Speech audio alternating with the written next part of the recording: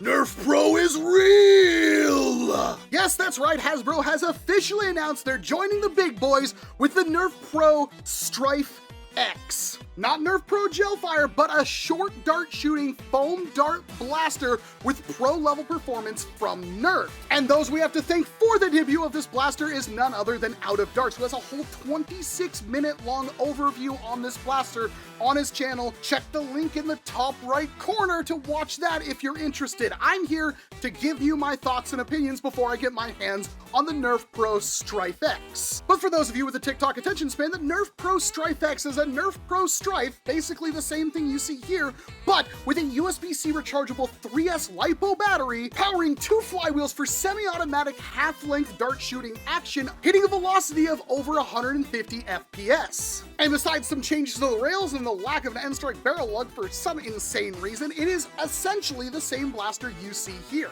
It's the mid-season upgrade of the Stryfe. You got the Stryfe, now meet the Stryfe X. No, we're not to hazard form yet, unfortunately. And it's up for pre-order right now on Amazon. There's an affiliate link down below if you want to pick one up yourself, and it will be shipping mid-October.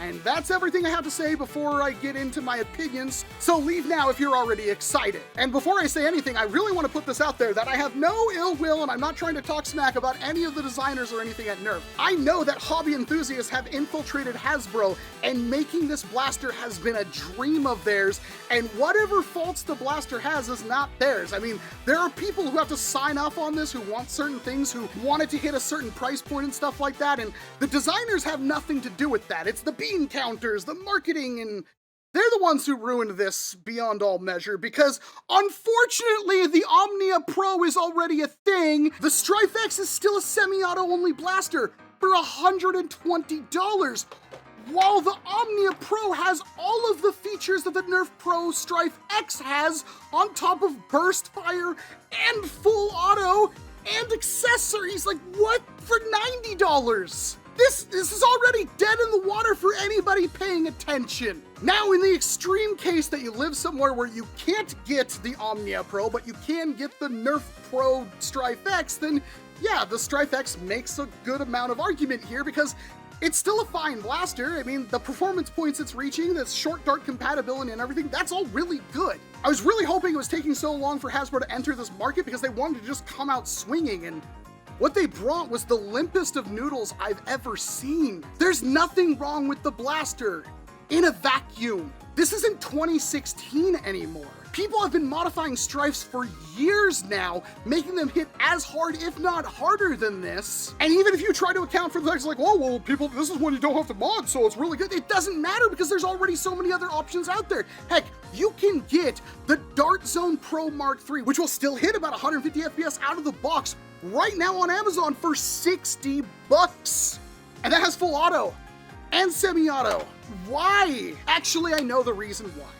It's because NERF is doing their own kind of sports ball league thing called NERF Ball. You shoot it into a goal and you have NERF blasters to tag people out and stuff like that. So that's why they're making this blaster to begin with. So if you're interested in playing in this league, or you want to practice with teams or make your own NERF Ball league, you could go out and buy a NERF Pro Stryfe X and be on the same playing field as everybody else. They'll be using the same equipment on the field that you can purchase right now, which is a decent idea, except for the value isn't there for anybody else. And the only reason you would buy one is if you can't get the alternatives or you're competing in NERF Ball. My biggest complaint, and this is a huge one, nobody can tell me this is not an absolute deal-breaking stupid decision from Hasbro, and that's the battery.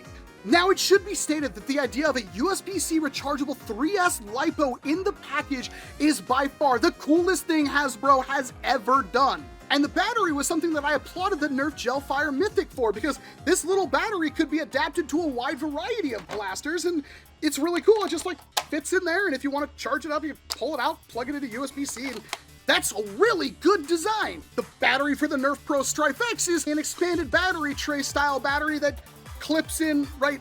Are you freaking kidding me? That means that this battery will never work for any other blaster if they even decide to make more blasters after the NERF Pro Stryfe X. Unless that blaster is gonna have this really weird non-symmetrical Stryfe style battery location somewhere on it, which I guess it could, but it already looks terrible. That also means that if the battery ever gets lost, the blaster is fundamentally worthless unless it's heavily modified by somebody else. And Hasbro has no plans at the moment to make spare batteries for the NERF Pro Stryfe X. This does not need to happen.